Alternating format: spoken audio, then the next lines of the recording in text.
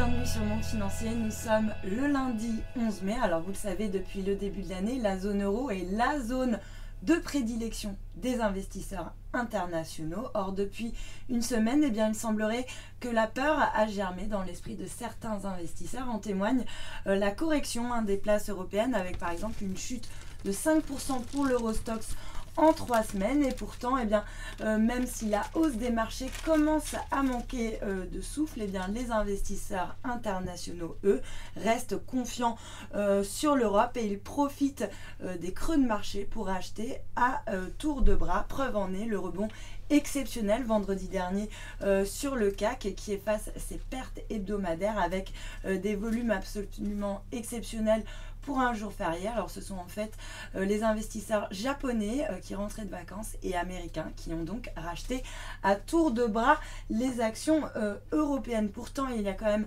des incertitudes en Europe, notamment demain la Grèce qui doit rembourser 750 millions d'euros au FMI, fonds qu'elle n'a pas. Du coup, l'Eurogroupe doit se réunir une fois encore aujourd'hui pour permettre notamment à Athènes d'emprunter elle-même sur les marchés pour essayer de se financer. Alors, c'est pas suffisant pour assurer le FMI qui s'inquiète ouvertement du risque de liquidité pour le système bancaire grec, un risque de liquidité qui pourrait même provoquer un défaut grec. Du coup, ce scénario reste dans les cartons du FMI, donc une incertitude supplémentaire pour la Grèce, mais les marchés sont pour l'instant habitués. En revanche, au Royaume-Uni, on a eu une petite surprise, le triomphe de David Cameron. Alors le courage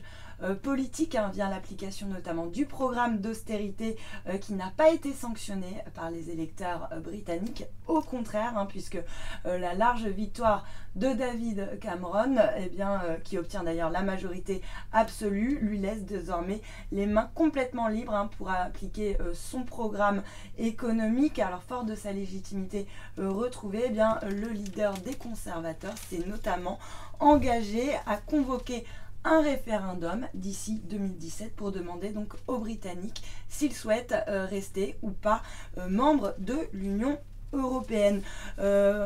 Hollande en visite à Cuba aujourd'hui pour rencontrer donc Fidel Castro. Alors dans les pas d'Obama, Paris compte bien tirer également son épingle du jeu et profiter de l'ouverture économique du pays. Alors il faut savoir qu'il y a déjà une 60aine d'entreprises françaises qui sont déjà présentes sur place, notamment par le biais de partenariats, dont la chaîne Accor qui pourrait ouvrir très prochainement 2 complexes hôteliers sur l'île. Et puis on termine avec une enquête à lire absolument de The Economist qui rebondit après le Wall Street Journal sur le phénomène de l'intelligence artificielle, un phénomène qui suscite autant de fantasmes que de peur, car ces avancées technologiques pourraient tout simplement révolutionner le monde dans lequel nous vivons.